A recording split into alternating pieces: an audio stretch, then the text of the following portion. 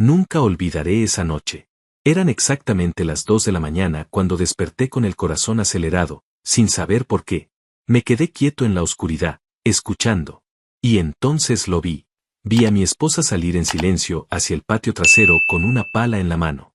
La seguí sin hacer ruido, me escondí detrás de la puerta, y me quedé paralizado al verla cavar un hoyo profundo en la tierra a esa hora de la madrugada. Pero lo que me heló la sangre de verdad fue cuando sacó algo envuelto en tela oscura y lo metió dentro del hoyo. Temblaba tanto que apenas podía sostener el teléfono cuando llamé al 911. Y cuando la policía llegó, abrió ese hoyo y vio lo que había dentro. Uno de los oficiales dio un paso atrás y susurró en voz baja algo que nunca voy a poder borrar de mi memoria. Susurró, Dios mío. Lo que pasó esa noche destruyó todo lo que yo creía saber sobre mi matrimonio, sobre mi esposa, sobre mí mismo. Y si me hubieran dicho antes lo que realmente había en ese hoyo, jamás lo habría creído. Pero necesito contarles todo desde el principio. Porque si solo les cuento el final, no van a entender el peso de lo que sentí. Y merecen entenderlo. Mi nombre es Ricardo. Tengo 45 años. Llevo 18 años casado con Marta. No soy un hombre dramático, no soy de los que ven problemas donde no los hay. Trabajo en construcción desde los 20 años, soy práctico, concreto, de los que resuelven las cosas con las manos y con la cabeza fría. La gente que me conoce siempre dice lo mismo, Ricardo no se altera. Ricardo siempre sabe qué hacer. Y durante 18 años, eso fue verdad. Hasta esa noche. Vivimos en una casa sencilla, de barrio tranquilo, de esas donde todos se conocen y nadie cierra la puerta con llave antes de las 10 de la noche. Marta y yo construimos esa vida juntos, ladrillo por ladrillo, literalmente. Ella trabajaba en una farmacia durante años, yo en obras. No éramos ricos, pero tampoco nos faltaba nada importante. Teníamos lo nuestro. Teníamos nuestra rutina. Teníamos nuestra paz. Hasta que Norma, la mamá de Marta, se enfermó. Norma tenía 74 años y había vivido sola toda su vida después de que el papá de Marta murió.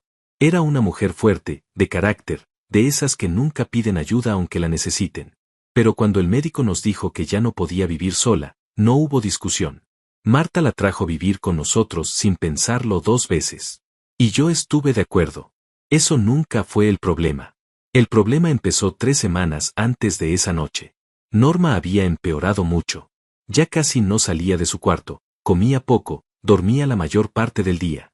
El médico nos había dicho con mucha calma, con esa calma que en realidad no tranquiliza a nadie, que era cuestión de tiempo. Marta lo sabía. Yo lo sabía. Pero ninguno de los dos lo decía en voz alta, como si nombrarlo lo hiciera más real. Fue en esas semanas cuando empecé a notar que algo en Marta había cambiado. No de golpe. Esas cosas nunca cambian de golpe. Fue despacio, como una luz que se va apagando sin que uno se dé cuenta hasta que de pronto mira y ya casi no alumbra. Marta empezó a dormir mal. Se levantaba varias veces en la noche, y cuando yo le preguntaba al día siguiente, me decía que había ido a revisar a su mamá. Al principio lo creí sin dudarlo. Era lógico. Era lo que cualquier hija haría. Pero había otras cosas que no tenían explicación tan fácil. Una tarde llegué del trabajo y la encontré en la cocina con una caja metálica sobre la mesa, mirándola fijamente, con una expresión que no supe leer. Cuando me vio entrar, la tapó rápido con un trapo de cocina y me preguntó si quería café. Le pregunté qué era esa caja. Me dijo que eran cosas de su mamá, papeles viejos, nada importante. Y cambió el tema tan rápido que en ese momento no le di más vueltas. Ahora me arrepiento de no haberle preguntado más. También me di cuenta de que había empezado a hacer llamadas desde el baño. Antes Marta hablaba por teléfono en cualquier parte de la casa, sin problema. Pero de pronto siempre que sonaba su celular, se levantaba, cerraba una puerta y bajaba la voz. Una vez, sin querer, escuché un fragmento de una conversación. Solo alcancé a escuchar estas palabras: no puede enterarse todavía. No puede enterarse todavía. Y luego el silencio cuando abrió la puerta y me vio parado en el pasillo. Me miró a los ojos. Sonrió. Me preguntó si necesitaba algo. Y yo le dije que no. Le dije que no, y me fui a otro cuarto, y me quedé sentado en el silencio preguntándome qué era lo que yo no podía saber todavía.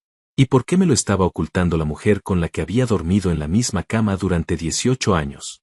Esa noche no pude dormir bien. Me decía a mí mismo que estaba exagerando. Que el estrés de ver a Norma enferma nos estaba afectando a los dos. Que no había nada raro. Que yo era un hombre práctico, y los hombres prácticos no construyen fantasmas donde no los hay. Pero los fantasmas ya estaban ahí. Y 2 noches después, a las 2 exactas de la madrugada, me desperté con el corazón latiéndome fuerte sin razón aparente, extendí la mano hacia el lado de Marta, y mis dedos solo encontraron sábanas frías. Me quedé quieto un momento, con la mano sobre las sábanas frías, escuchando. La casa estaba en silencio, pero era un silencio raro, de esos que pesan. No era el silencio tranquilo de las noches normales. Era un silencio tenso, como cuando uno sabe que algo no está bien pero todavía no puede decir exactamente qué es. Me levanté despacio, descalzo, sin encender ninguna luz. No sé por qué no encendí la luz. En ese momento no me lo pregunté, pero ahora, mirando hacia atrás, creo que algo dentro de mí ya sabía que no debía hacer ruido. Como si una parte de mí, la parte más instintiva, más primitiva, ya supiera que lo que estaba a punto de ver era algo que necesitaba ver sin ser visto. Caminé por el pasillo con cuidado, evitando el tablón del piso que siempre cruje cerca del cuarto de Norma. Me detuve frente a su puerta. Estaba cerrada. Apoyé la oreja apenas un segundo. Silencio. Ni siquiera se escuchaba su respiración, pero eso ya era normal en las últimas noches, porque Norma dormía cada vez más profundo, con la ayuda de los medicamentos que le habían recetado para el dolor. Seguí caminando hacia la sala. Vacía. Hacia la cocina. Vacía también. Y fue ahí, desde la ventana pequeña que da al patio trasero, donde la vi. Marta estaba cavando. No me lo imaginé. No estaba soñando. Era ella, con su bata azul, con el cabello suelto moviéndose con el viento frío de la madrugada, clavando una pala grande en la tierra con una fuerza que yo nunca le había visto. Cavaba con determinación. Con prisa. Como alguien que necesita terminar algo antes de que alguien más se despierte. Me pegué a la pared, a un lado de la ventana, y me asomé apenas con medio cuerpo. No quería que me viera. No sabía por qué no quería que me viera, pero algo me detenía. Algo me decía que si ella me descubría mirando, algo se rompería. Algo que quizás ya estaba roto desde antes, pero que yo todavía no había visto. El hoyo ya era profundo. Eso fue lo primero que me golpeó. No era un hoyo pequeño, de esos que uno hace para plantar algo o para enterrar a un animal. Era un hoyo grande, serio, de al menos medio metro de profundidad, y ella seguía cavando. Eso significaba que llevaba ahí afuera mucho tiempo antes de que yo me despertara. Mientras yo dormía, mi esposa estaba en el patio a las 2 de la mañana, cavando en la oscuridad. Sentí un frío que no tenía nada que ver con la temperatura de la noche. Entonces la vi detenerse. Apoyó la pala contra el árbol viejo que está al fondo del patio, ese que siempre dijimos que había que cortar y nunca cortamos, y caminó hacia la parte de atrás, hacia el cuartito de herramientas que hay pegado a la barda. Entró. Salió. Y cuando salió, traía algo entre los brazos. Era un bulto, envuelto en tela oscura, atado con lo que parecía ser una cuerda. No era muy grande, tal vez del tamaño de una caja de zapatos pero más grueso, más pesado, porque vi cómo Marta lo cargaba con las 2 manos, con cuidado, con una delicadeza extraña para alguien que acababa de cavar un hoyo en la tierra a las 2 de la mañana. Se arrodilló junto al hoyo. Lo sostuvo un momento entre las manos, mirándolo. No podía ver su cara desde donde yo estaba, pero podía ver sus hombros. Y sus hombros temblaban. No de frío. Era otro tipo de temblor. El tipo de temblor que uno reconoce aunque nunca lo haya visto antes, porque es el temblor de alguien que está llorando sin hacer ruido. Y entonces lo metió adentro. Lo depositó en el fondo del hoyo con mucho cuidado, como si fuera algo frágil, algo valioso, algo que no debía romperse. Y empezó a echar tierra encima. Yo seguía pegado a la pared, sin respirar casi, con el teléfono en la mano sin saber cómo había llegado ahí. Mis dedos lo habían tomado solos, como por instinto. Y en ese momento, con el corazón latiéndome en la garganta, con las imágenes cruzándome la mente a una velocidad que no podía controlar, solo podía pensar en una cosa. ¿Qué estaba enterrando mi esposa a las 2 de la mañana? Mi cerebro empezó a trabajar solo, a construir respuestas que yo no quería construir. Pensé en las llamadas desde el baño. Pensé en la caja metálica que había tapado tan rápido cuando me vio entrar. Pensé en las noches sin dormir, en los silencios, en esa frase que había escuchado sin querer, no puede enterarse todavía. Y todas esas piezas empezaron a unirse solas, a formar una imagen que me revolvió el estómago. ¿Qué tan bien conocía realmente a la mujer con la que llevaba 18 años durmiendo en la misma cama? Eso me lo pregunté ahí, de pie en la oscuridad de mi propia cocina, y el solo hecho de haberlo pensado me llenó de una vergüenza que todavía no sé cómo describir. Pero también me llenó de algo más. Algo que no quería sentir pero que ya estaba ahí, instalado en el pecho como una piedra fría. Miedo. Miedo real. Del que paraliza. Desbloqueé el teléfono. La pantalla iluminó mi cara en la oscuridad y por un segundo tuve miedo de que Marta viera el reflejo desde afuera. Me agaché. Me puse en cuclillas debajo de la ventana de la cocina, con la espalda contra la pared, y marqué el número. El 911. Lo marqué temblando, con los dedos torpes, equivocándome una vez antes de hacerlo bien. Contestaron al segundo tono. Una voz de mujer, tranquila, entrenada para no alterarse. Me preguntó cuál era mi emergencia. Y yo abrí la boca para responder y no me salieron las palabras. No sabía qué decir. ¿Cómo se dice eso?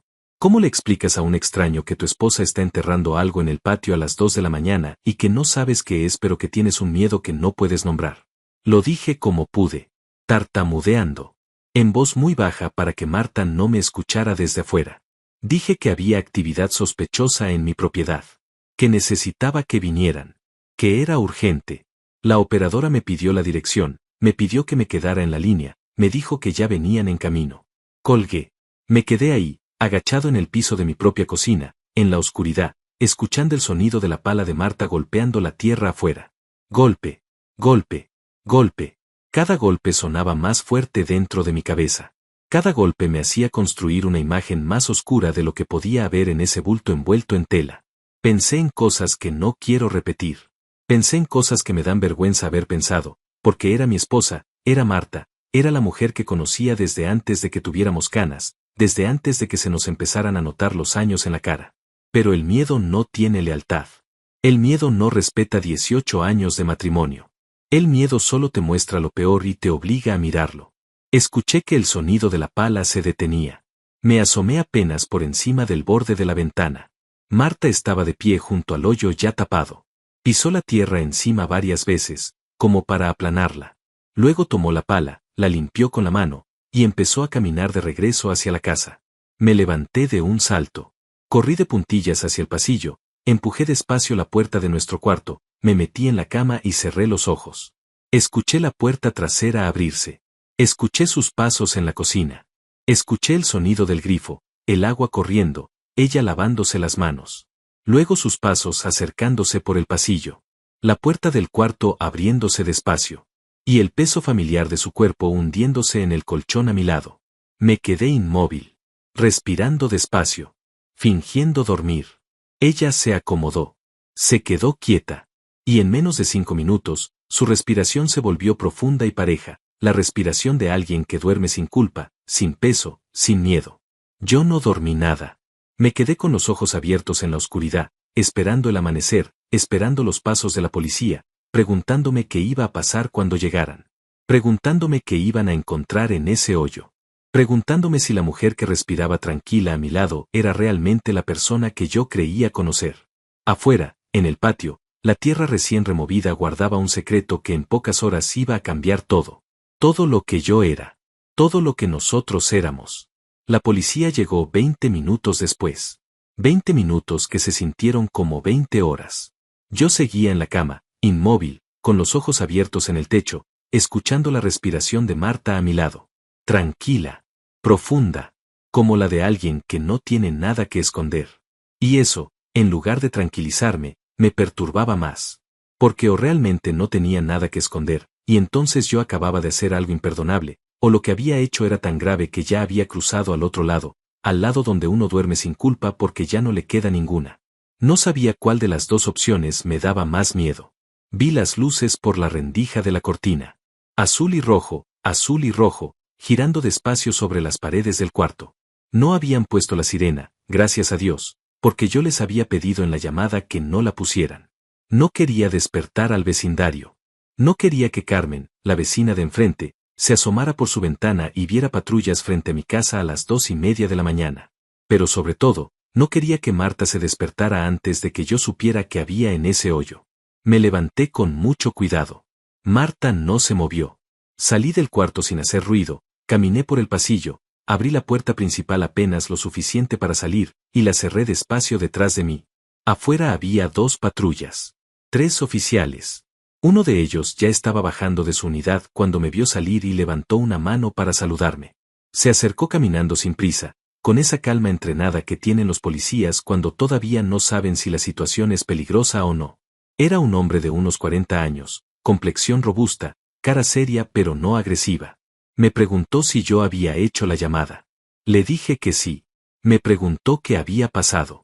Y ahí estaba otra vez ese momento en que las palabras no me salían bien, en que lo que tenía que decir sonaba absurdo incluso en mi propia cabeza. Le dije que mi esposa había salido al patio en la madrugada, que la había visto cavar un hoyo, que había enterrado algo envuelto en tela, que no sabía qué era, que tenía miedo. El oficial me miró un momento sin decir nada, con esa mirada que evalúa, que mide, que decide en silencio si lo que tiene enfrente es una emergencia real o una pelea de pareja disfrazada de reporte policial. Luego asintió despacio y me preguntó dónde estaba el hoyo. Le dije que en el patio trasero. Me pidió que los llevara. Rodeamos la casa por el costado, por el pasillo angosto entre mi barda y la de los vecinos, ese que siempre está lleno de macetas que Marta planta cada primavera. Los 3 oficiales me seguían en fila, con sus linternas encendidas, iluminando el suelo. Yo caminaba delante tratando de que mis piernas no me temblaran, tratando de parecer un hombre práctico, sereno, de los que no exageran. Pero por dentro era un desastre completo. Llegamos al patio. Uno de los oficiales iluminó el suelo con su linterna y encontró enseguida la tierra removida. Era evidente. En contraste con el resto del jardín, esa parte se veía oscura, suelta, recién trabajada.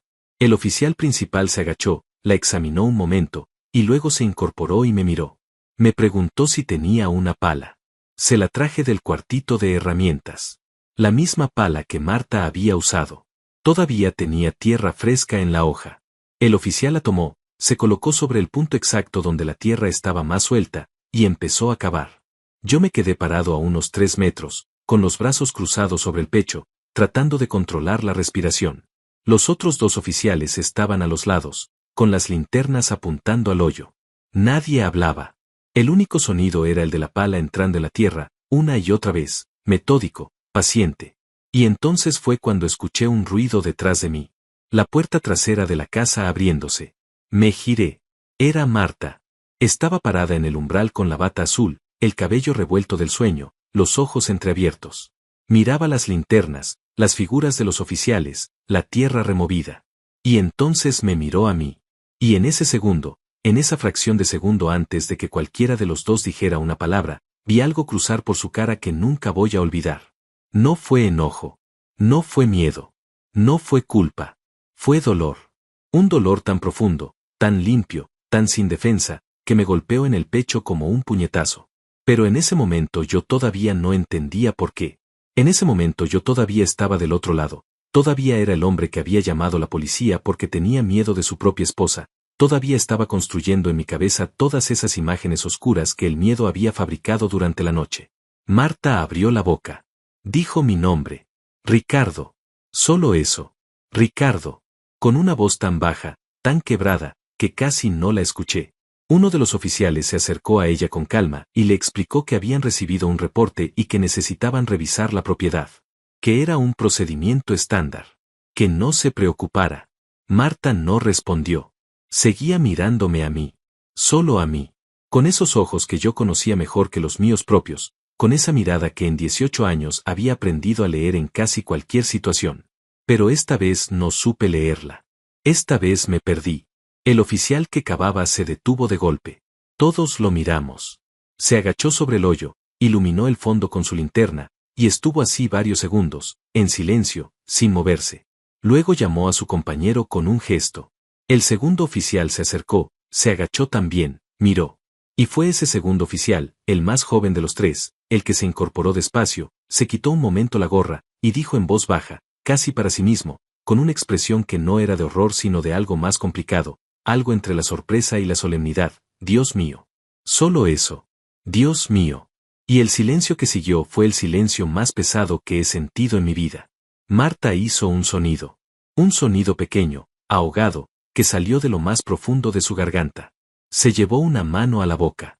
Y sus rodillas se dieron despacio, como si el peso de todo lo que había cargado sola durante semanas finalmente hubiera decidido cobrarle en ese momento.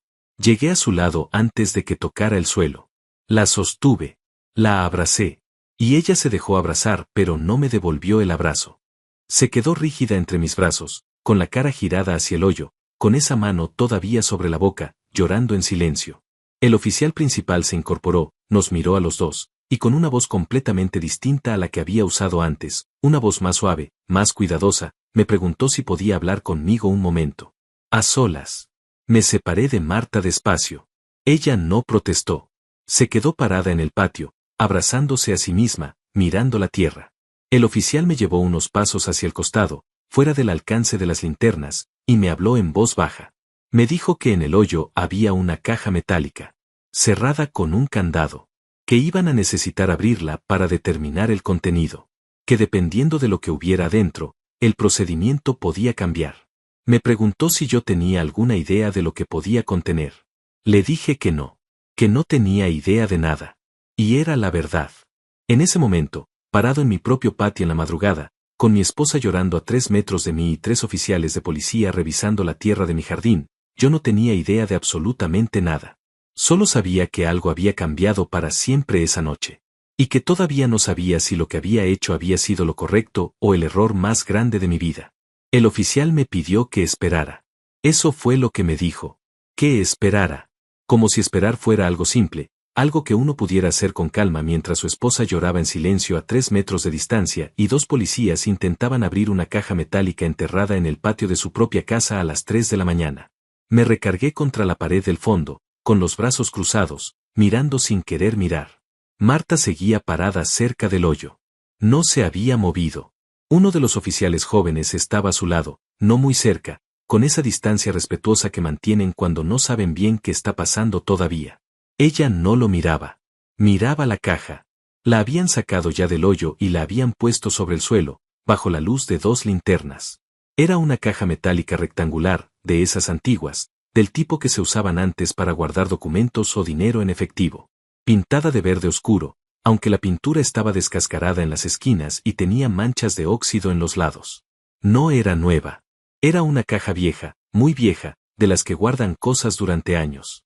El candado era pequeño pero sólido. El oficial principal intentó abrirlo con una herramienta que trajo de la patrulla. No se dio a la primera. Tampoco a la segunda. Al tercer intento escuché un clic metálico y el candado se abrió. Nadie habló. El oficial levantó la tapa despacio. Se quedó inmóvil mirando el contenido. El oficial joven se acercó, miró también, y fue él quien dio ese paso atrás, quien se quitó la gorra, quien dijo en voz baja esas 2 palabras que todavía resuenan en mi cabeza cuando cierro los ojos. Dios mío. Y luego el silencio. Ese silencio que lo llenaba todo. Yo quise acercarme. Quise ver.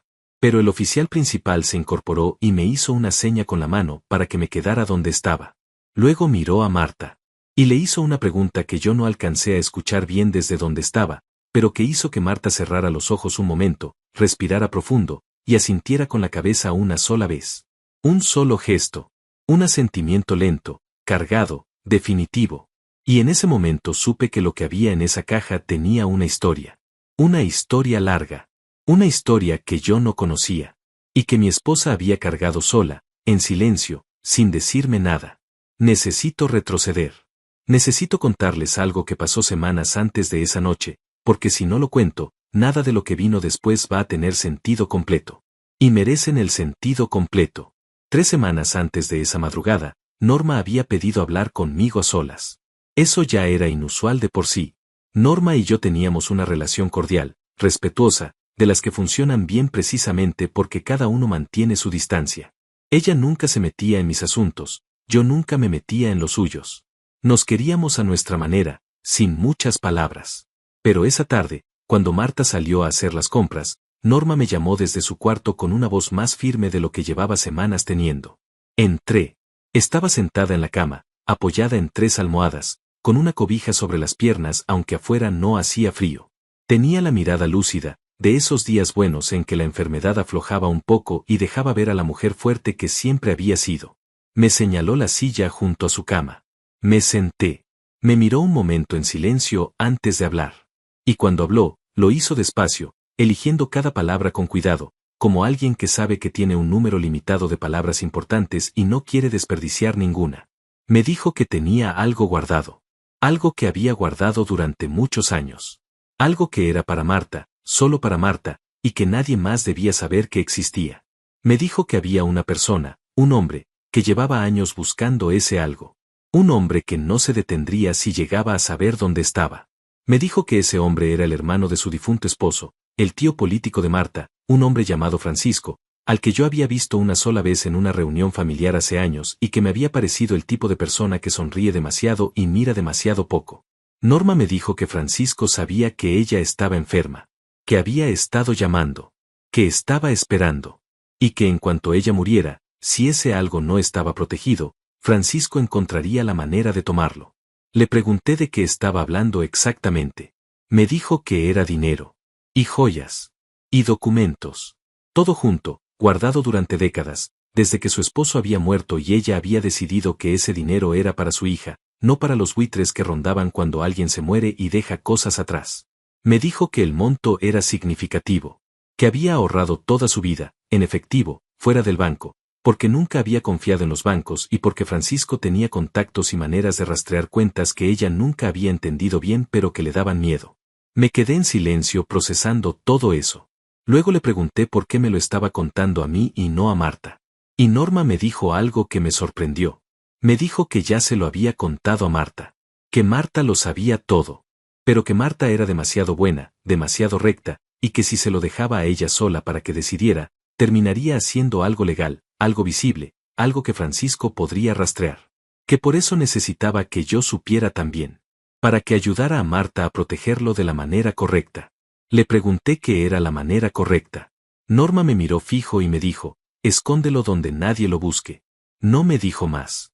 Esa misma tarde llegó Marta con las compras. Norma cerró los ojos y fingió dormir, y el tema no volvió a mencionarse entre ella y yo. Pero yo me quedé con esas palabras dando vueltas. Escóndelo donde nadie lo busque. Y me quedé esperando que Marta me hablara, que me contara, que me incluyera en lo que claramente ya sabía y ya estaba planeando. Pero Marta no me dijo nada. Pasaron días. 1 semana. 2 semanas. Y Marta no dijo nada. Siguió con sus llamadas desde el baño, con sus silencios, con esa caja metálica que yo había visto una tarde sobre la mesa de la cocina y que había desaparecido sin explicación. Y yo, que soy un hombre práctico y concreto, que no construye fantasmas, fui construyendo el más grande de todos sin darme cuenta. Porque Norma me había dicho que había un hombre buscando algo. Pero nunca me había dicho cuándo. Ni cómo. Y en mi cabeza, sin quererlo, sin darme permiso, fui convirtiendo esa advertencia en sospecha. Fui llenando los silencios de Marta con respuestas que yo mismo fabricaba. Fui transformando a mi esposa, poco a poco, noche a noche, en un misterio que me daba miedo. Y la noche que la vi cavar en el patio, todas esas semanas de silencio y sospecha explotaron de golpe y me empujaron hacia el teléfono antes de que mi cabeza pudiera detener a mis dedos. Llamé al 911 contra mi esposa. Contra la mujer que estaba cumpliendo el último deseo de su madre moribunda. Contra la mujer que estaba protegiendo lo único que Norma le había dejado, de la única manera que sabía cómo. Eso no lo supe esa noche en el patio, parado contra la pared mientras los oficiales abrían la caja. Eso lo fui entendiendo después, en capas, como cuando uno pela una cebolla y cada capa que quita revela algo nuevo y duele más que la anterior. Pero en ese momento, mientras el oficial principal cerraba la tapa de la caja metálica y caminaba hacia mí con una expresión que ya no era de sospecha sino de algo más difícil de nombrar, yo todavía no sabía nada de todo eso. Solo sabía que Marta me estaba mirando desde el otro lado del patio. Y que en su mirada ya no había dolor solamente. Había algo más. Algo que dolía más que el dolor. Algo que se instala en los ojos de una persona cuando alguien en quien confiaba completamente hace algo que no esperaba. Algo que no tiene un nombre exacto pero que uno reconoce de inmediato cuando lo ve. Era decepción. Y era mía. El oficial se paró frente a mí y me miró un momento antes de hablar.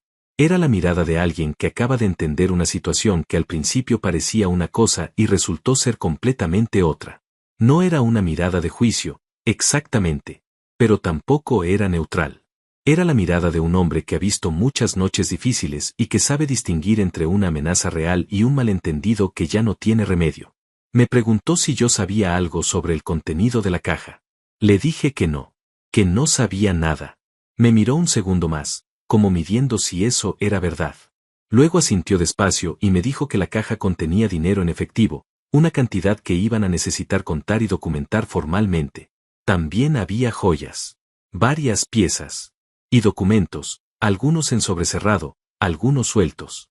Me dijo que nada de lo que habían encontrado constituía evidencia de un delito, al menos no a primera vista, pero que necesitaban hablar con mi esposa para entender el contexto. Le dije que de acuerdo. Se alejó hacia donde estaba Marta. Yo me quedé parado en el mismo lugar, con la espalda contra la pared del fondo del patio, viendo cómo el oficial se acercaba a mi esposa y empezaba a hablarle en voz baja. Marta escuchaba con los brazos cruzados sobre el pecho, la mirada baja, asintiendo de vez en cuando. No lloraba ya. Había pasado al otro lado del llanto, a ese lugar seco y quieto donde uno va cuando ya no le quedan lágrimas para el momento pero sabe que le van a volver después, en privado, cuando nadie mire. Me pregunté qué le estaría diciendo. Me pregunté qué le estaría diciendo ella a él.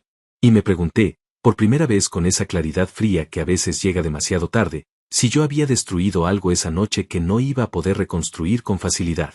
O tal vez nunca. La conversación entre Marta y el oficial duró varios minutos.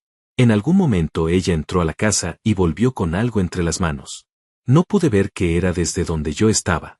Se lo entregó al oficial. Él lo revisó, asintió, se lo devolvió. Luego se acercó al oficial joven, intercambiaron algunas palabras en voz baja, y finalmente los dos caminaron hacia mí. El oficial principal me explicó lo que había pasado con una voz completamente distinta a la que había usado al llegar. Más tranquila, más cuidadosa, como si estuviera eligiendo las palabras no para informarme sino para no lastimarme más de lo necesario.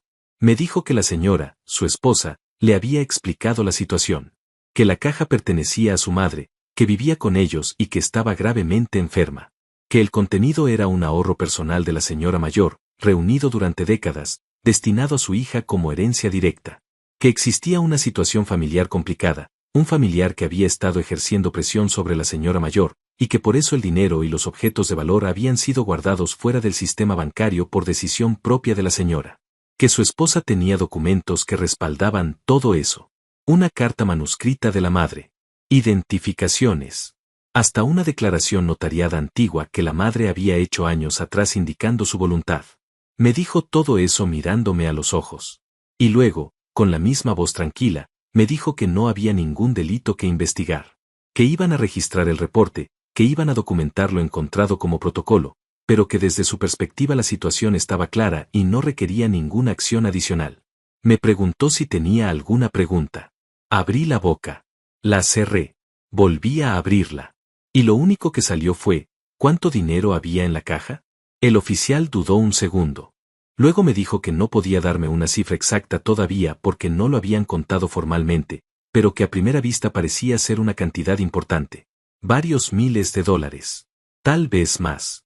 Eso me golpeó de una manera que no esperaba. No porque el dinero me importara en ese momento, sino porque de repente entendí el tamaño de lo que Norma había guardado sola, en silencio, durante años.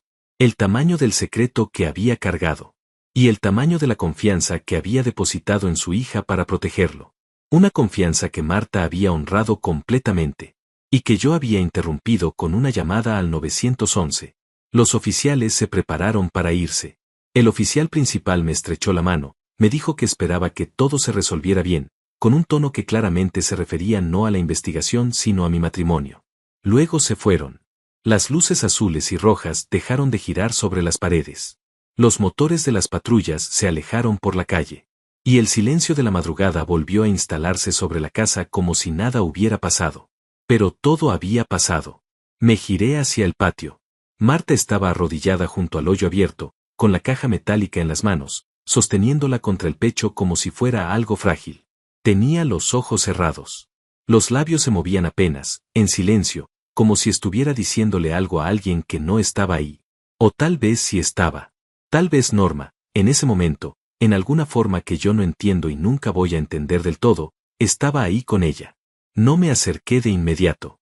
Me quedé parado en la entrada del patio, observando a mi esposa en ese momento que claramente no era para mí, que era de ella, que era de las dos, de Marta y de Norma, de una hija y de su madre, de un amor y de una pérdida que yo todavía no dimensionaba del todo porque nadie me había dicho todavía lo que pasó esa noche antes de que yo me despertara. Nadie me había dicho que Norma había muerto. Lo supe cuando Marta abrió los ojos y me miró desde el suelo del patio y me lo dijo con una calma que era peor que cualquier grito. Me dijo que su mamá había fallecido esa noche, que se había levantado a revisarla poco después de la medianoche, como hacía siempre, y que la había encontrado quieta, sin respiración, con una expresión tranquila en la cara, como de alguien que simplemente había decidido que ya era suficiente y había cerrado los ojos por última vez. Me dijo que se había quedado con ella un momento, que le había tomado las manos, que había llorado en silencio para no despertar a nadie, y que luego, porque su mamá se lo había pedido, porque era lo último que le había pedido, se había levantado, había tomado la caja que Norma guardaba en el fondo de su closet, y había salido al patio a cumplir esa última voluntad. Enterrarla en el jardín, bajo el árbol viejo, donde nadie la buscara, donde Francisco nunca pensara en buscar, donde estuviera segura hasta que Marta pudiera hacer las cosas bien, con un abogado, con tiempo, con la cabeza fría, sin la presión de un hombre esperando como un buitre a que el cuerpo de su cuñada todavía estuviera tibio para reclamar lo que no era suyo. Me lo dijo todo eso en voz baja, arrodillada en la tierra del patio, con la caja en los brazos, con la mirada fija en mí, sin acusarme, sin levantar la voz, sin decirme que había hecho mal, aunque los dos sabíamos que sí, sin pedirme explicaciones, aunque las merecía. Solo me lo contó, como un hecho, como algo que ya había pasado y que no tenía caso llorar porque había cosas más importantes que llorar en ese momento. Y eso, esa calma, esa dignidad, me rompió por completo. Me arrodillé en la tierra a su lado. No supe qué decir. No había palabras para ese momento, no las había entonces y creo que no las hay ahora tampoco. Le puse una mano en el hombro y ella no se apartó pero tampoco se acercó. Se quedó quieta, mirando la caja, con esa expresión de alguien que está procesando demasiadas cosas al mismo tiempo y no tiene espacio para procesar una más. Le dije que lo sentía por Norma, que lo sentía por la llamada, que lo sentía por todo. Ella no respondió de inmediato. Estuvo varios segundos en silencio, con los ojos fijos en la madera vieja del árbol al fondo del patio. Y luego, sin mirarme, me preguntó una sola cosa. Me preguntó en qué momento había dejado de confiar en ella. No lo dijo con rabia. No lo dijo con amargura. Lo preguntó como alguien que genuinamente necesita entender. Como alguien que lleva 18 años construyendo algo con otra persona y de pronto no reconoce el momento exacto en que algo empezó a quebrarse sin que ninguno de los dos lo viera. No supe qué responderle. Y ese silencio mío, ese silencio torpe y culpable que se instaló entre los dos ahí en el patio a las 3 de la mañana, con la tierra removida y la caja metálica entre sus manos y el cuarto de Norma vacío adentro de la casa, fue tal vez la respuesta más honesta que pude darle. Porque la verdad era que no lo sabía. No sabía en qué momento había empezado a construir ese miedo. No sabía en qué momento los silencios de Marta habían dejado de ser simplemente silencios y se habían convertido en pruebas de algo que yo mismo había inventado. No sabía cuándo había cruzado esa línea invisible entre preocuparse por alguien y desconfiar de alguien. Solo sabía que la había cruzado. Y que del otro lado no había nada bueno esperándome. Esa noche no volvimos a dormir ninguno de los dos. Entramos a la casa en silencio, uno detrás del otro, como dos personas que comparten un espacio pero que en ese momento están habitando mundos completamente distintos. Marta dejó la caja metálica sobre la mesa del comedor, con cuidado, con ese mismo gesto delicado que había tenido al enterrarla, como si el contenido fuera a romperse si lo trataba sin atención. Luego fue directo al cuarto de Norma. Yo me quedé en la sala. No sabía si seguirla. No sabía si darle espacio. No sabía absolutamente nada en ese momento, y esa era la sensación más extraña de todas, porque yo soy un hombre que casi siempre sabe qué hacer. Es lo que me define, es lo que la gente dice de mí, es lo que yo mismo había creído durante 45 años. Ricardo siempre sabe qué hacer. Pero esa madrugada, parado en mi propia sala con los pies descalzos sobre el piso frío, no tenía ni la más mínima idea. Me senté en el sillón. Apagué la lámpara. Y me quedé en la oscuridad, escuchando. Desde el cuarto de Norma no llegaba ningún sonido. Ningún llanto. Ninguna voz. Solo silencio. El tipo de silencio que se instala en un cuarto cuando la persona que lo habitaba ya no está, un silencio distinto al de los cuartos vacíos normales, más denso, más definitivo, como si el aire mismo supiera que algo cambió y no supiera todavía cómo acomodarse a eso. Estuve así no sé cuánto tiempo. Tal vez media hora. Tal vez más. En algún momento Marta salió del cuarto. Pasó por la sala sin mirarme, fue a la cocina, escuché el sonido del agua, el ruido de una taza, la cafetera encendiéndose. Luego volvió a la sala con 2 tazas y me puso una sobre la mesa sin decir nada. Se sentó en el sillón de enfrente. Y los dos nos quedamos así, en la oscuridad, con el café humeando entre nosotros, sin hablar. Fue ella quien habló primero. No empezó por esa noche. Empezó por el principio. Por Norma. Por cómo había sido esa última semana, esos últimos días, esas últimas horas. Me contó cosas que yo no sabía porque ella no me las había contado, y mientras hablaba yo entendía por qué no me las había contado, no porque quisiera ocultármelas, sino porque a veces el dolor es tan grande que uno no sabe cómo ponerle palabras sin que esas palabras lo hagan más real todavía. Me contó que Norma había empeorado mucho más rápido de lo que los médicos habían dicho, que en los últimos 5 días casi no había comido nada, que había momentos de lucidez y momentos en que no reconocía bien dónde estaba, aunque siempre reconocía a Marta, siempre, hasta el final. Me contó que 2 días antes de morir, en uno de esos momentos de lucidez, Norma le había pedido que se sentara a su lado y le había hablado durante casi 1 hora seguida. Que le había contado cosas de su vida que Marta nunca había sabido.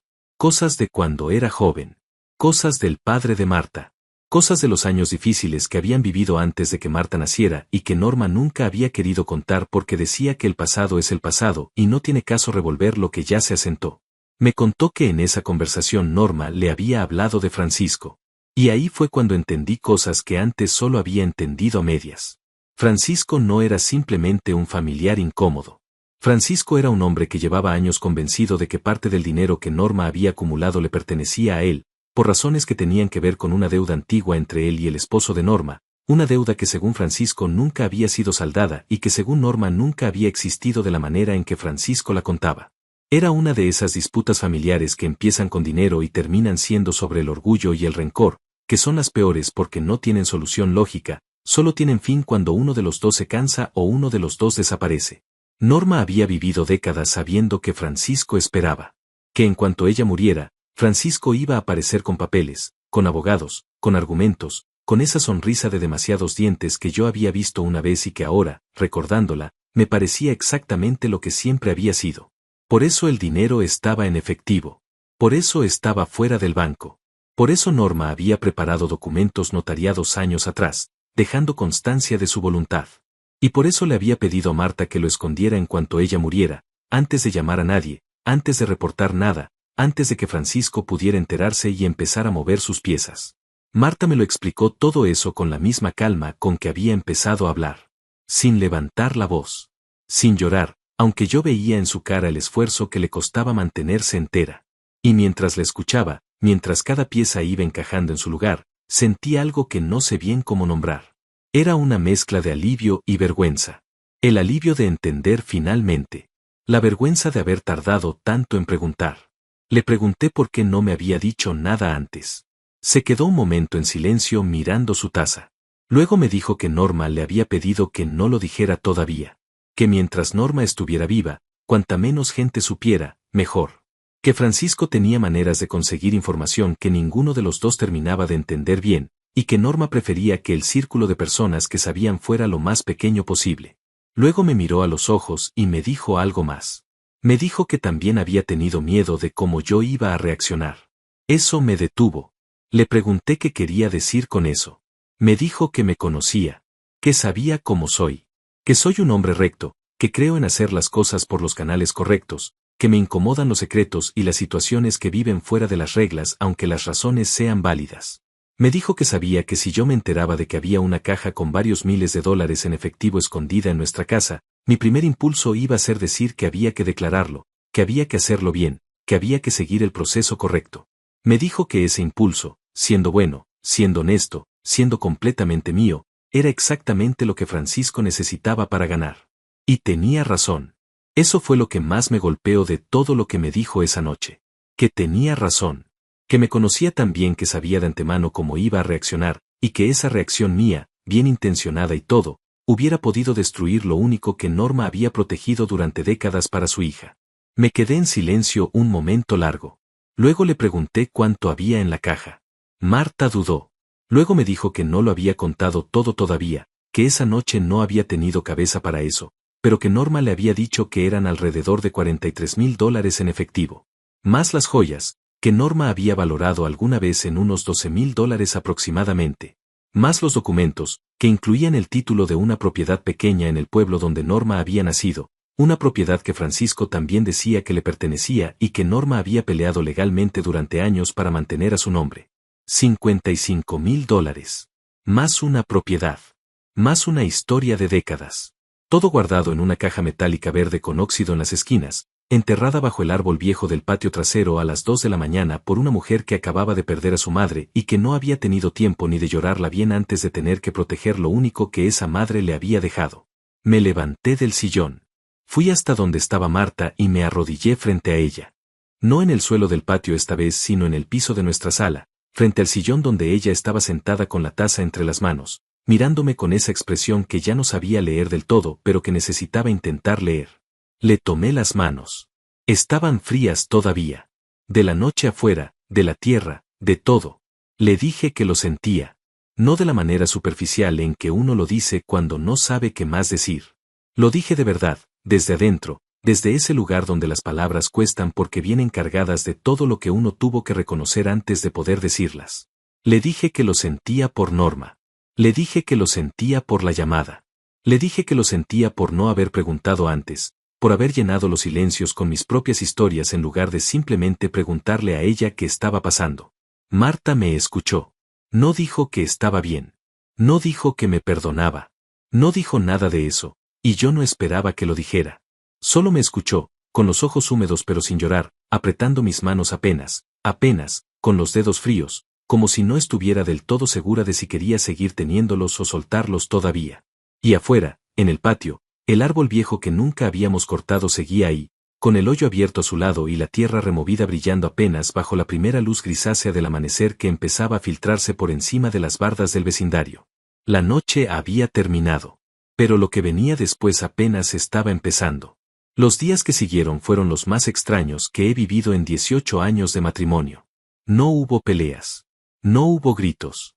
No hubo portazos ni palabras dichas en el calor del momento que después no se pueden recoger. Nada de eso. Y paradójicamente, eso era lo más difícil de manejar. Porque cuando hay gritos uno sabe dónde está parado. Sabe que hay enojo, sabe que hay herida, sabe que hay algo que procesar. Pero el silencio tranquilo que se instaló entre Marta y yo después de esa noche era un silencio diferente al de antes. Era un silencio nuevo, desconocido, que ninguno de los dos sabía bien cómo habitar. Seguíamos viviendo en la misma casa. Seguíamos desayunando juntos. Seguíamos diciéndonos las cosas necesarias, las del día a día, las del supermercado y las cuentas y los pendientes. Pero había algo que se había movido entre nosotros, algo que antes estaba en un lugar y ahora estaba en otro, y ninguno de los dos sabía todavía cómo acomodarlo. El primer día fue el del trámite. Marta tuvo que llamar a las autoridades para reportar la muerte de Norma. Eso que ella había postergado esa madrugada para cumplir primero con lo de la caja, ahora tenía que hacerse con todo el peso y toda la formalidad que implica. Yo estuve con ella. La acompañé a cada llamada, a cada oficina, a cada firma. No porque me lo pidiera, sino porque era lo que correspondía y porque era lo mínimo que podía hacer después de lo que había pasado. Fue un día largo. Agotador. De esos que lo dejan a uno vacío no de tristeza sino de energía, como si el cuerpo hubiera gastado todo su combustible procesando cosas para las que no estaba preparado. En algún momento de ese día, mientras esperábamos en una oficina con sillas de plástico y luz fluorescente, Marta me dijo que había llamado a un abogado. Uno que le había recomendado una amiga, alguien de confianza, especializado en sucesiones y herencias. Que tenía cita al día siguiente. Que quería poner todo en orden antes de que Francisco se enterara de que Norma había muerto. Le pregunté si ya lo sabía Francisco. Me dijo que todavía no.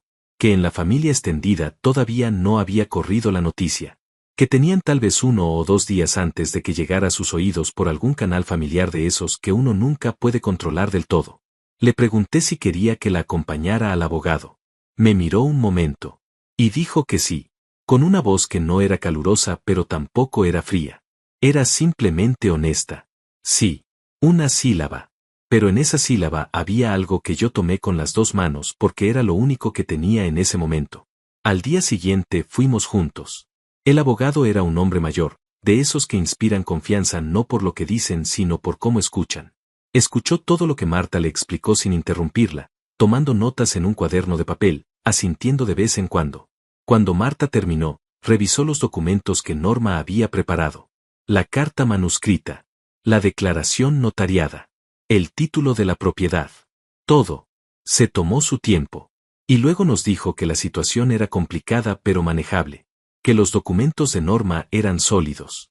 Que la declaración notariada tenía peso legal suficiente para establecer la voluntad de la señora de manera clara. Que Francisco podía intentar impugnar, porque ese tipo de personas siempre lo intenta, pero que con esa documentación las posibilidades de que ganara eran bajas. Luego nos dijo algo que ninguno de los dos esperaba. Nos dijo que convenía mover el dinero en efectivo a una cuenta formal lo antes posible, con un registro claro de su origen y de la voluntad de Norma. Que dejarlo en efectivo y sin registro era exactamente el tipo de situación que Francisco podría usar para argumentar irregularidades. Que la mejor protección para Marta en este caso no era esconder el dinero sino hacerlo completamente visible, completamente trazable, completamente legal. Marta lo escuchó. Asintió. Y yo vi en su cara algo que no había visto desde hacía días. Una especie de alivio pequeño, frágil, pero real. Como cuando uno carga algo pesado durante mucho tiempo y alguien finalmente le dice dónde puede ponerlo. Salimos del abogado con una lista de pasos a seguir y con algo parecido a un plan. Y por primera vez desde esa madrugada, caminamos juntos por la calle sin ese silencio nuevo y extraño entre nosotros. No hablamos de nada importante. Hablamos de cosas pequeñas. Del clima. De que teníamos hambre. De una panadería que había en la esquina y que Marta dijo que le había llamado la atención. Entramos. Compramos pan. Fue un momento absolutamente ordinario. Y fue el momento más importante de esos días porque me demostró que todavía éramos capaces de tener momentos ordinarios. Que no todo había quedado roto. Pero Francisco llegó antes de lo esperado. 2 días después de nuestra visita al abogado, Marta recibió una llamada. Yo estaba en el otro cuarto y no escuché la conversación, pero escuché el cambio en su voz. Ese cambio que uno aprende a detectar después de años de vivir con alguien, como una nota musical que de repente está medio tono más alta o más baja de lo normal. Salí al pasillo. La vi de pie en la cocina con el teléfono en la mano y una expresión que era mitad calma y mitad algo más duro, más resuelto. Cuando colgó me miró y me dijo que era Francisco. Le pregunté qué había dicho. Me dijo que había llamado a dar el pésame.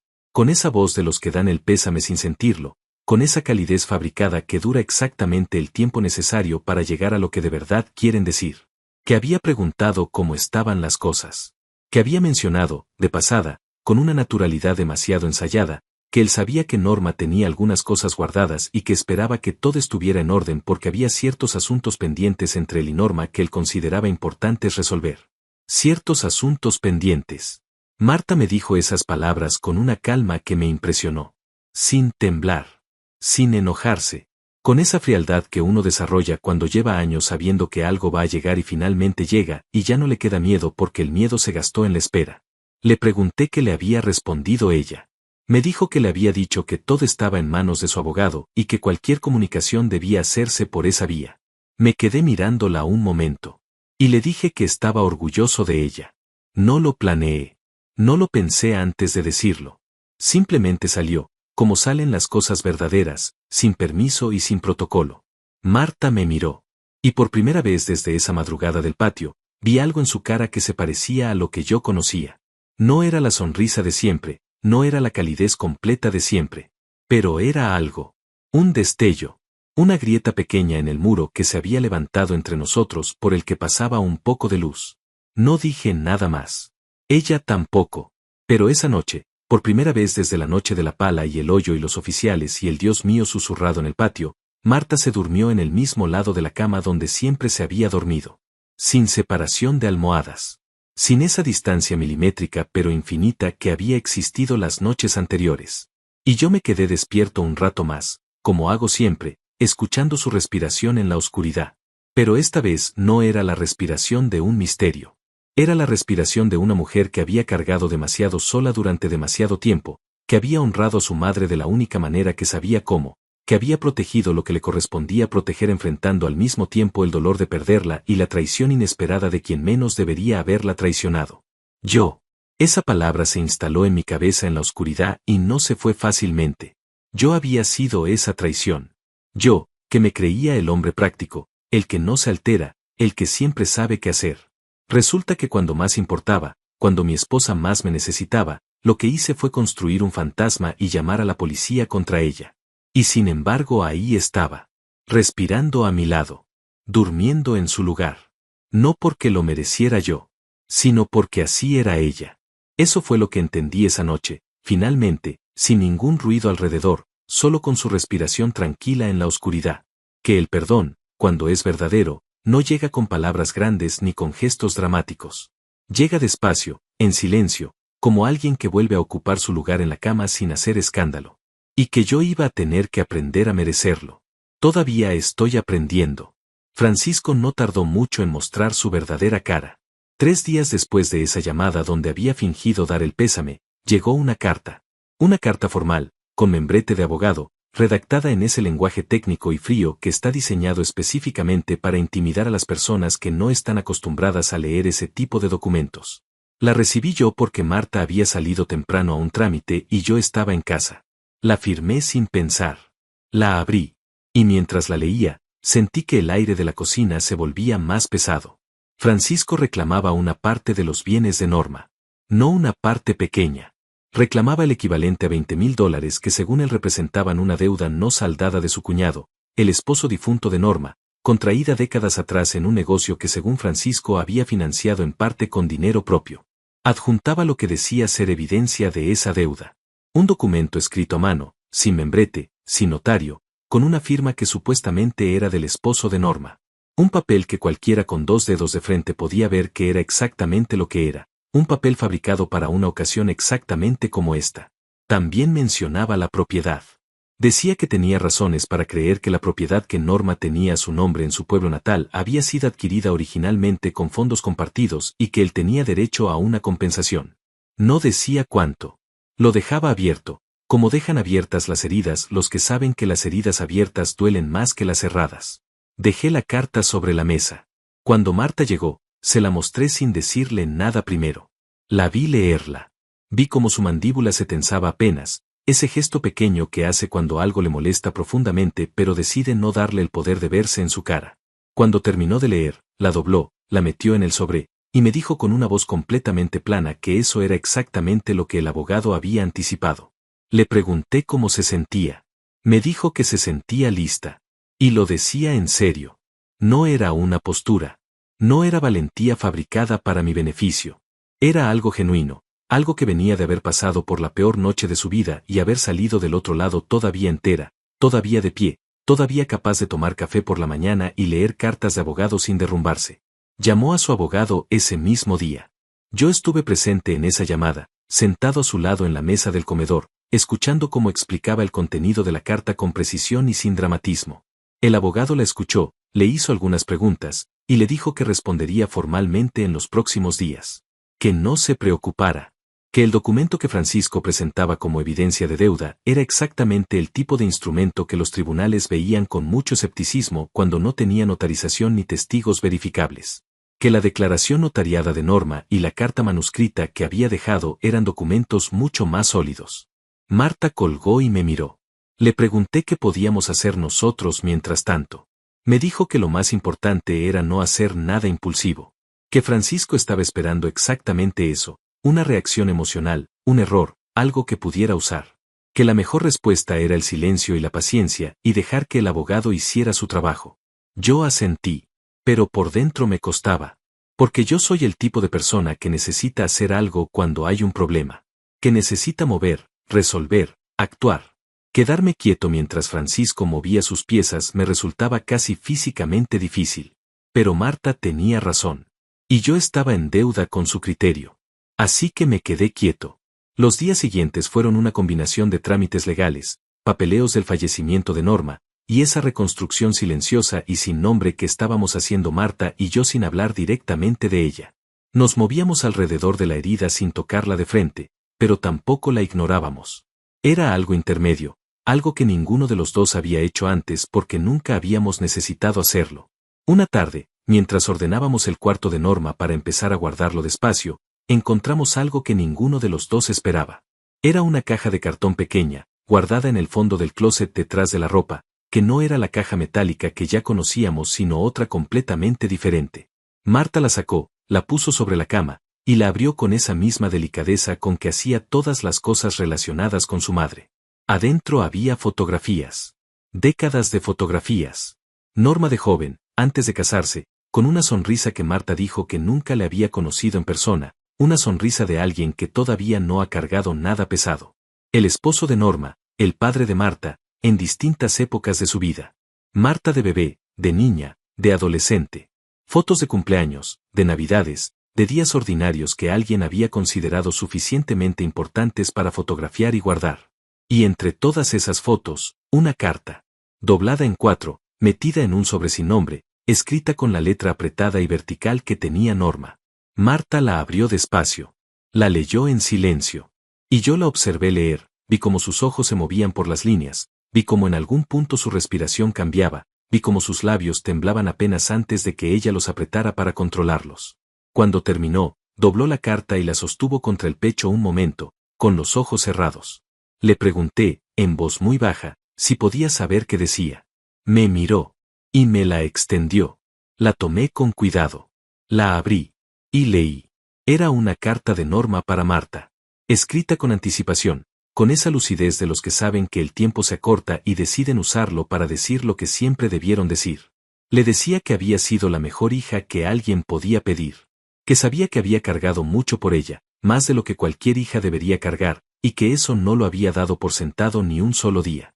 Le decía que el dinero no era una herencia en el sentido frío de la palabra, sino una disculpa y un regalo al mismo tiempo. Una disculpa por los años de silencio sobre cosas que debería haber contado antes. Un regalo por todo lo que Marta le había dado sin pedirle nada a cambio. Y al final, en las últimas líneas, Norma había escrito algo que me detuvo completamente. Había escrito que confiaba en que Marta no estaba sola. Que sabía que Ricardo era un buen hombre, aunque a veces los buenos hombres se equivocaban por las razones equivocadas. Que esperaba que cuando llegara el momento difícil, y siempre llegaba el momento difícil, los dos supieran mirarse sin el filtro del miedo y recordar por qué habían elegido estar juntos. Me quedé leyendo esas líneas 2 veces. 3 veces. Norma lo había escrito antes de morir. Antes de esa noche. Sin saber exactamente lo que iba a pasar, pero como si lo supiera. Como si conociera a los dos lo suficientemente bien para anticipar que íbamos a necesitar exactamente eso. Ese recordatorio. Esa pequeña brújula escrita a mano en una carta guardada en el fondo de un closet. Levanté la vista hacia Marta. Ella me estaba mirando. Con esa expresión que yo había aprendido a leer antes de esa noche y que estaba aprendiendo a leer de nuevo, como si hubiera que releerla con ojos distintos, con más cuidado, con menos suposiciones. No dije nada. Ella tampoco. Pero algo pasó en ese cuarto, entre esas fotografías y esa carta y el olor todavía presente de Norma en las sábanas que todavía no habíamos lavado porque ninguno de los dos había podido todavía. Algo pequeño pero real. Como cuando una ventana que ha estado cerrada mucho tiempo se abre apenas y deja entrar un poco de aire fresco. No resuelve nada. Pero cambia la temperatura del cuarto.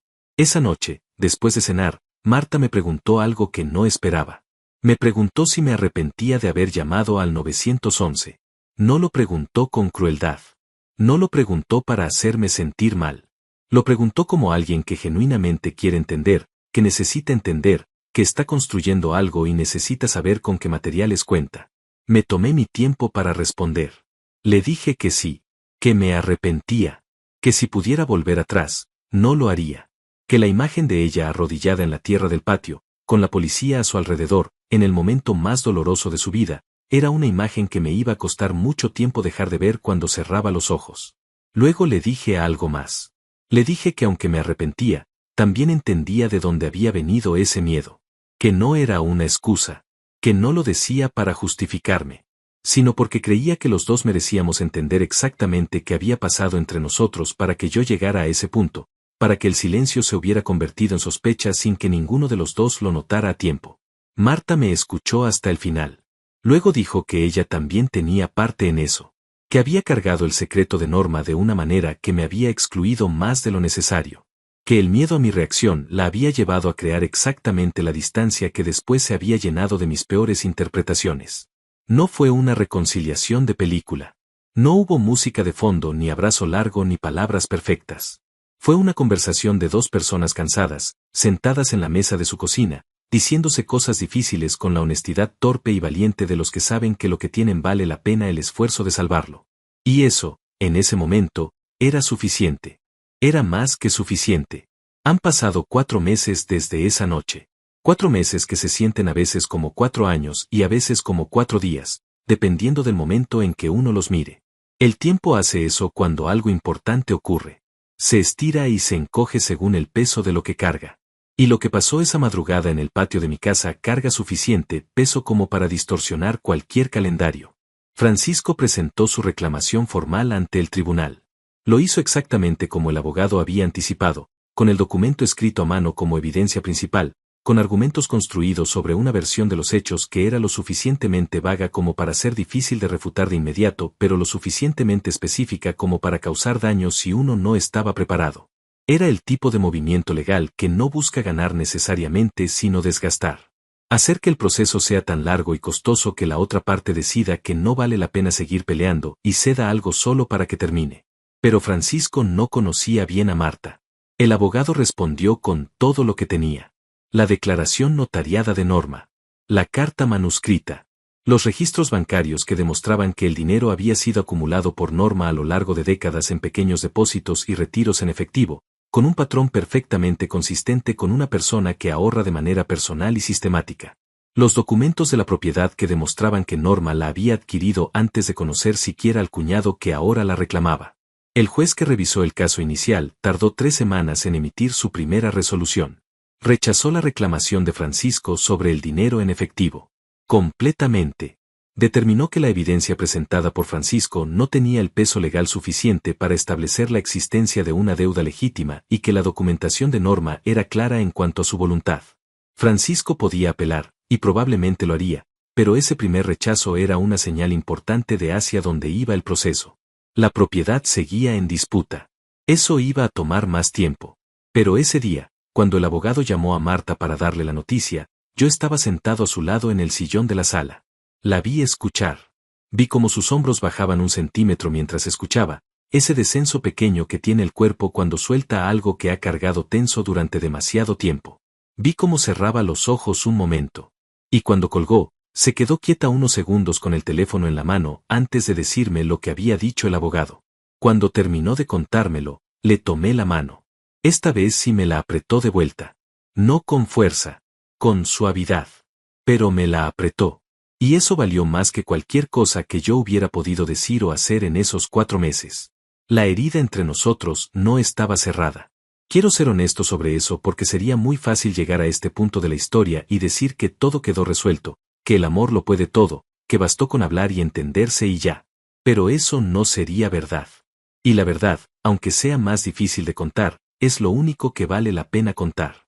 Había noches en que Marta se quedaba callada de una manera que yo reconocía. Un silencio que no era el silencio tranquilo de siempre sino ese otro silencio, el nuevo, el que llegó después de esa noche. Y yo aprendí a no llenarlo con suposiciones. Aprendí, con dificultad, con esfuerzo real, a simplemente estar presente en ese silencio sin convertirlo en un problema que necesitara resolver. A veces me preguntaba qué estaba pensando. A veces se lo preguntaba en voz alta. Y ella me respondía. No siempre con lo que yo esperaba. A veces me decía que estaba pensando en su mamá.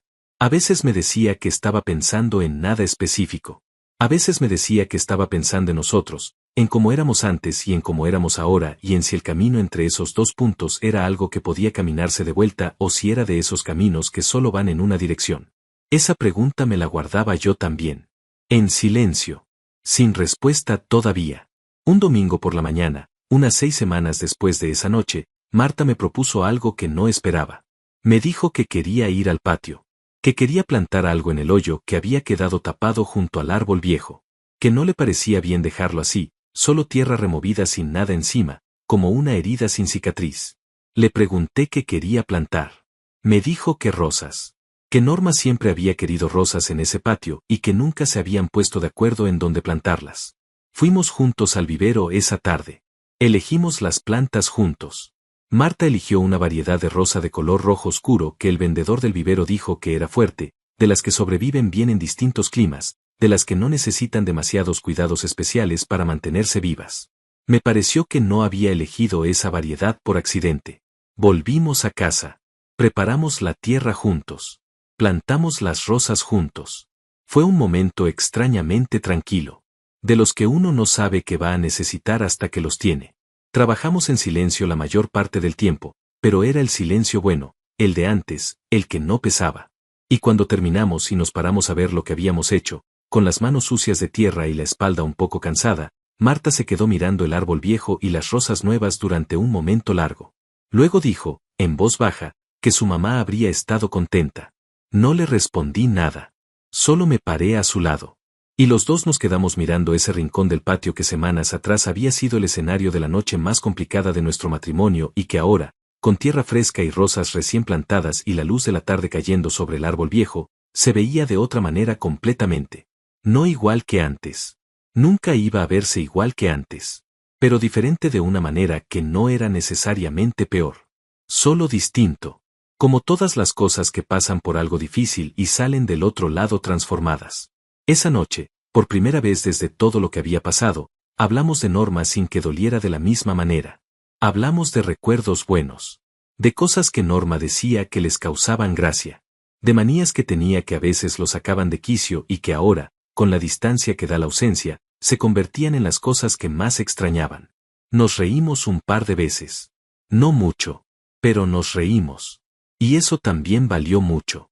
El proceso legal con Francisco sigue abierto. El abogado dice que puede tardar varios meses más, dependiendo de si Francisco decide apelar la resolución sobre el dinero y de cómo avance el tema de la propiedad. Hay audiencias pendientes. Hay documentos que todavía se están revisando. Hay una incertidumbre que ninguno de los dos puede resolver con prisa porque estas cosas no se resuelven con prisa. Pero Marta ya no carga eso sola. Ese es el cambio más importante de todos. Más que cualquier resolución legal, más que cualquier conversación que hayamos tenido, más que cualquier gesto o palabra o momento de los últimos 4 meses. Que ahora lo que hay que cargar se carga entre los dos. Que cuando llega una carta del abogado de Francisco, Marta no la lee sola en la cocina y la guarda antes de que yo llegue. Me la muestra. Me cuenta. A veces me pide mi opinión y a veces no, pero siempre me incluye. Y yo, de mi parte, aprendí algo que debería haber aprendido mucho antes. Aprendí que confiar en alguien no significa no tener miedo nunca. Significa elegir, conscientemente, no dejar que el miedo hable más alto que los 18 años de razones que uno tiene para confiar. Significa que cuando aparece un silencio que no entiendo, mi primera respuesta ahora no es construir una historia alrededor de ese silencio, sino simplemente preguntar. 2 palabras. ¿Estás bien? ¿Qué pasó? ¿Me quieres contar? A veces parece demasiado simple para ser la respuesta a algo tan complicado. Pero casi siempre lo simple es lo que funciona. Esta mañana, antes de sentarme a escribir todo esto, salí al patio a tomar el café. Las rosas que plantamos están creciendo. Despacio, como crecen las cosas que van a durar, sin prisa pero sin pausa. Ya tienen brotes nuevos en algunas ramas. El árbol viejo sigue ahí, igual que siempre, con esa solidez tranquila de las cosas que llevan mucho tiempo paradas en el mismo lugar y han visto pasar de todo. Marta salió un momento después con su propia taza. Se paró a mi lado. Miró las rosas. Me miró a mí. Me preguntó en qué estaba pensando. Le dije la verdad. Le dije que estaba pensando en que me había equivocado de una manera que me costó mucho reconocer. Que ojalá hubiera preguntado antes en lugar de suponer. Que si pudiera volver atrás cambiaría esa noche de una manera que ella nunca tendría que recordar con dolor. Marta tomó un sorbo de café. Miró las rosas otra vez. Y me dijo que el pasado no se cambia. Que solo se carga de manera distinta con el tiempo. Que ella todavía estaba procesando cosas y que probablemente iba a seguir procesándolas durante un tiempo más y que esperaba que yo tuviera paciencia para ese proceso aunque no siempre fuera cómodo. Le dije que sí. Que toda la paciencia del mundo. Me miró de una manera que no era todavía la mirada de antes, la de los 18 años tranquilos. Pero era una mirada real, honesta, sin filtros.